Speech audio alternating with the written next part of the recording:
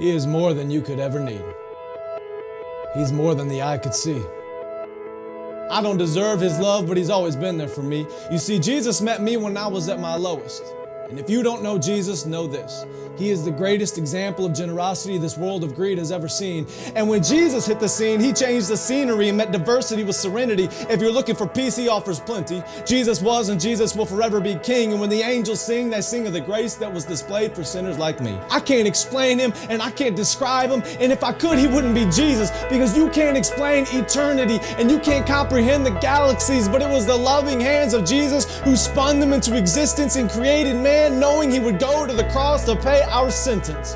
There was a certificate of judgment with a period after the sentence, and we were sentenced to death long before he said it is finished. He is a father to the orphan, a shelter for the homeless, a hiding place for the abused, and an anchor for our storms. He stormed the gates of hell and came out on top, and the power of his gospel cannot be stopped, even when the world tries.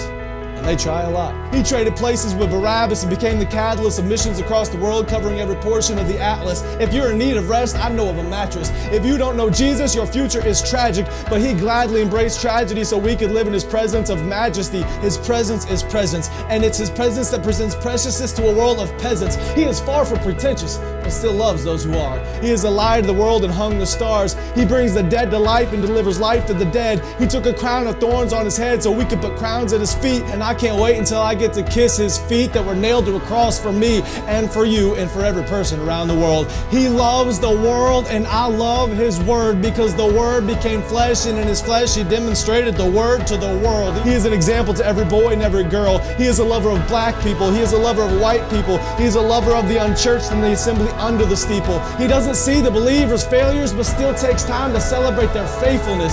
It's the power of the Spirit that enables us and gives us boldness when the world labels us. And if you want to label me, please call me a Jesus freak. And if that freaks you out, good. Because it's better to be good with God than to fight being misunderstood by a world that could never understand. So let it be understood that I don't worship man, we worship Jesus. And although he doesn't need us, he still sees us and pleads with us to run to the cross where he bled for us. His heart bleeds for us, his heart grieves for us, but still graciously grants us a pardon for our treason in a season where the world tries to explain away the work of the Spirit with human reasoning. There is a reason they can't. Because the Spirit is like the wind, and the wind cannot be seen. But loved is the one who believes without seeing the unseen. I'm telling you today that Jesus is something. He's something more. He's something great. And if you want to know him, you don't have to wait. He stands at the narrow path with a key to the gate, and you only have to reach out and embrace his grace. I don't care who's president. I have a king who is always present. I don't care who holds musical celebrity. The voice of the Lord will always be the sweetest melody. I don't care who owns the riches of the globe. My Jesus holds more wealth than one ruby on his robe. I don't care who is the strongest or the fastest. Nothing matches the creator of the universe and his immortal, infinite status. I don't care about religious leaders who died and stayed dead. I'll only worship the one who conquered death and wears a crown on his head.